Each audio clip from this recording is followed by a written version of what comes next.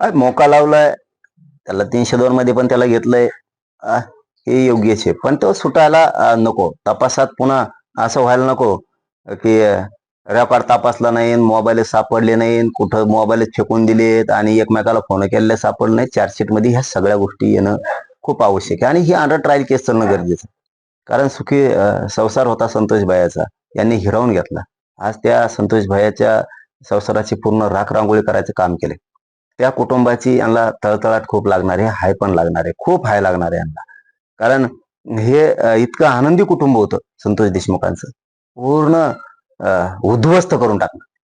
त्यांच्या लेकराचं, त्यांच्या भावाचं, पत्नीचं, त्यांच्या संतोष भाईच्या आईबापांचं जीवन आनंदपूर्व उद्ध्वस्त करायचं काम यांनी केलेलं. त्यामुळे मुख्यमंत्र्यांनी खंडणीतले आणि खुनातले आरोपी ही एकच आहेत. यांनी कोणाकोणाला फोन केलेत हेही तपासणं खूप गरजेचं आहे, अत्यंत गरजेचं आहे, खूप गरजेचं आहे. कारण आम्हाला संशय येतोय आणि शंका पण आहे की धनंजय मुंडे यांनीच करायला लावलंय की काय. सगळं खून असेल किंवा खंडणी असेल वसूल करायला त्यांनीच लावलंय की काय, असा आम्हाला त्याच्यावरती सुद्धा संशय येतोय. 100% शक्यता सुद्धा आहे. कारण एवढी मोठी मायाचं याला काय करायचं, एवढी मोठी खंडणीतला आरोपी याला मोका लागला, एवढ्या मोठ्या माया जमा केली यांनी, याला काय करायचंय. याच्या नावावर तर नाही केली, त्यांच्यावर येऊ नये बळ काय अंगलोट म्हणून. मेला तर फासावर गेला तर दुसराच जाईल असं तर नाही ना काही. कारण एवढी मोठी प्रॉपर्टी याला करायचं काय.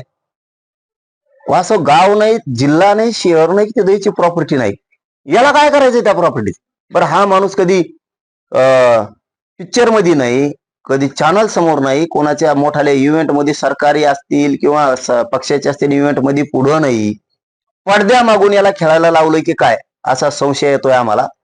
शंका पण येते धनंजय मुंड्यावरतीच की यांनीच हे करायला लावलंय की काय, आणि ही माया सगळी त्याचीच आहे का काय, अशी आम्हाला शंका आहे. आणि खंडणीतून खून झालाय हे सुद्धा धनंजय मुंडेचा त्याच्यात हात हे काय असा आम्हाला संशय येते, शंका सुद्धा येते. खरंच असायला पाहिजे.